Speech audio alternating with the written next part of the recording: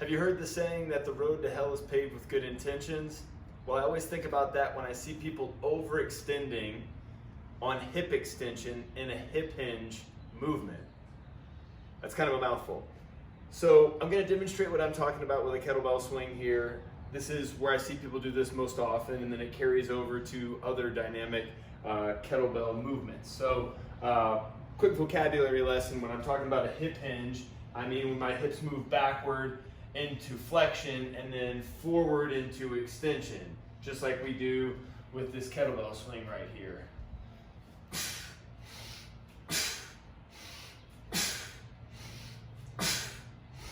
Well, people here extend, open your hips, and they're trying to do the right thing, and I see this all the time where they want to emphasize that and they go past just extension into this hyperextension, which then creates a problem because it's compressing the lower back, it's compressing the lumbar, which is not what we want, okay? So, when we go into hip extension, don't let the shoulders move behind the hips and compress the spine.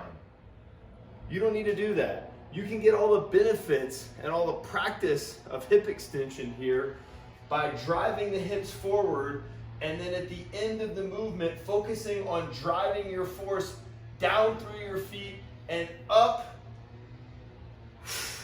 and out through the top of the head to make you stand up straight where the shoulders are stacked on top of the hips.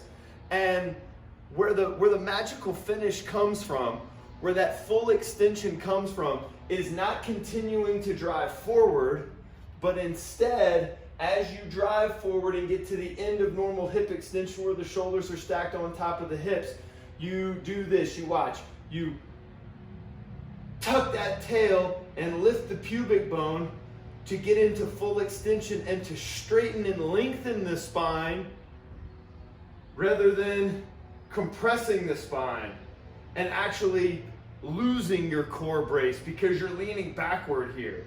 So what I don't want to see is where the shoulders move backward and we're compressing the spine. What I do want to see is that we're driving force down to the floor through the hips and projecting it out through the top of the head to get tall, long, and straight. And then the way that we're going to fully complete that hip extension is this tail tuck, boom! Like I'm driving the force through the bottom of my spine, through my heels into the floor, and then lengthening the spine out through the top of the head to lengthen each direction that spine, not compress it, bring it into a strong brace, and then fully express the hip extension powers of the glutes, which is what this whole hip extension thing is really talking about. And then we're keeping ourselves in this braced, safe, neutral pelvis with a long spine, not a compressed spine. And that's how we're going to be able to get the most benefit and do this movement the most safely. Now watch me do a few and see if you can see all these things I'm talking about. See if they're apparent. Get some visual reps here.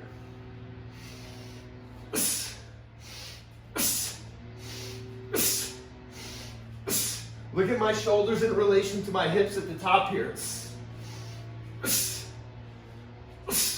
Watch the exclamation point I put on the end of hip extension without leaning backward.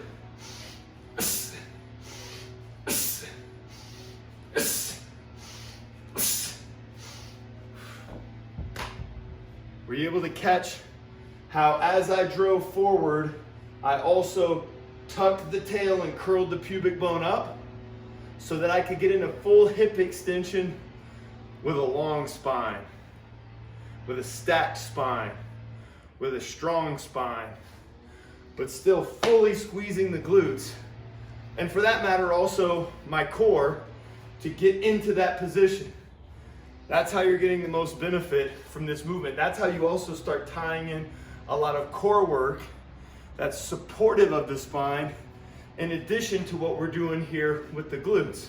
I mean, it's almost cliche to say this, and this is a huge generalization, but back pain is not caused by a structural issue in the back, at least not at its origin. It's because there's a weak core, weak glutes, and then I'd add to it probably immobile hips and an immobile thoracic spine, but that's going a little bit too far down the rabbit hole. If we can fully express the glutes and engage the core at the same time, and then we're mobilizing the hips like I just talked about by going back into flexion, mobilizing the hips in flexion, and then mobilizing the hips in extension. Look at how we're intersecting all these things that make us strong, that protect our spines and prevent or take us out of pain, and also make our butt and abs look good. Who doesn't want all that? Sign me up. So watch me do these reps again, just so you can get one more set of visual reps. Do it yourself, film yourself, but then watch yourself. Watch yourself do it and see if you can make it look like me.